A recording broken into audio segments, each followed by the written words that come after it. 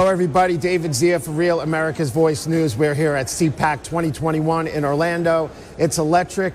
We have great guests coming in and out of the studio, and one of them is Melissa Isaac from Dad Talk Today. That's right. Melissa, welcome to the show. Hey David, good to be here. It's really great to see you again. Yes, saw you last time. I interviewed with you guys a couple of years in a row here at CPAC, and you guys have a great platform. You're fighting for parental rights, right? Tell us a little bit about what Dad Talk Today does. Well, Dad Talk was started because there were a lot of dads in family court that were getting a disservice. They were getting an injustice. And so, we were trying to bring a voice to these dads who were trying to get their issues out there and talk about what goes on in the underbelly of family court.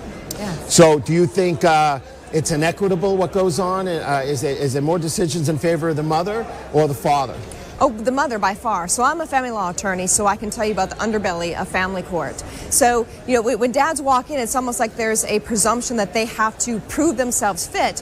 When a mother comes in, she already has that presumption of fitness. And so we have a lot of fathers who fight tooth and nail, and they're relegated to every other weekend. Is that the nurture versus nature? Is it because they think the mother has a closer bond with the children in general?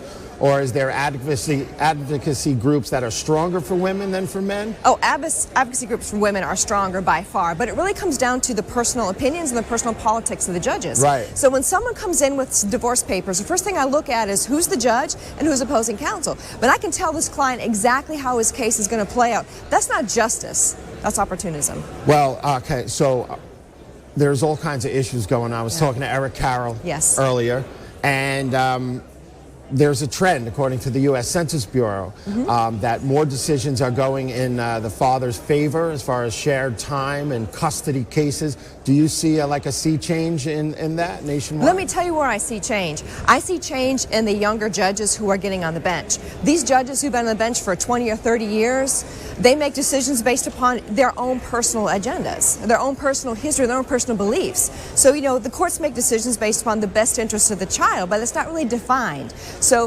whatever judge you draw, just happen to draw, whatever they believe, whatever their personal politics is, that's considered the best interest of the child. So you have a lot of viewers on the show. What do you have, about 250,000? 250,000, yes. Wow, that's awesome. Yeah. And how often do you broadcast?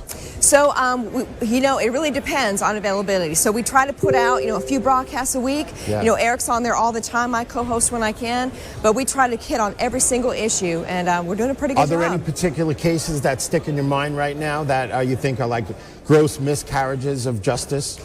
You wouldn't believe the amount of stories that we get that are gross miscarriage of justice. I mean, the fact that the court can take away someone's children with very little or no evidence. False reporting? False reporting is a big deal, and that's something in my private practice that, we deal with all the time, are false allegations of abuse. It's huge. It's huge. The John Mass case, I think John spoke with you, or Eric spoke with you rather about that.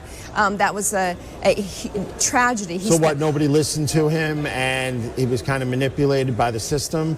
Well, the allegations... And he wound up getting murdered, right? Allegations came in, they were investigated, he was vetted, he was cleared, he was vindicated of everything he was accused of. Right. But yet, you look at these false accusers, what happens? Nothing. The court will say, well, we investigated, this is false, or this is found not to be true.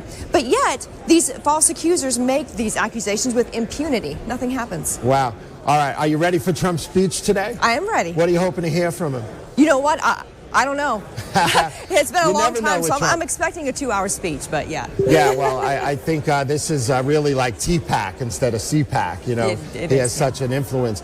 Tell our viewers where they can find Dad Talk Today and watch your show. We're on Facebook at Dad Talk Today. We're on YouTube at Dad Talk Today, and you can just Google it. We're there. You can find us. Yeah. All right, wonderful. I want to thank you so much for joining us today, and we'll see you at next CPAC, right? Absolutely. 2022? Absolutely. Maybe it should be in Daytona.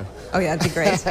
All right, awesome. Thank you so much, Melissa, everybody. This is David Zere, a host of Breaking Point, and you are watching Real America's Voice News for the best CPAC 2021 coverage. Thank you.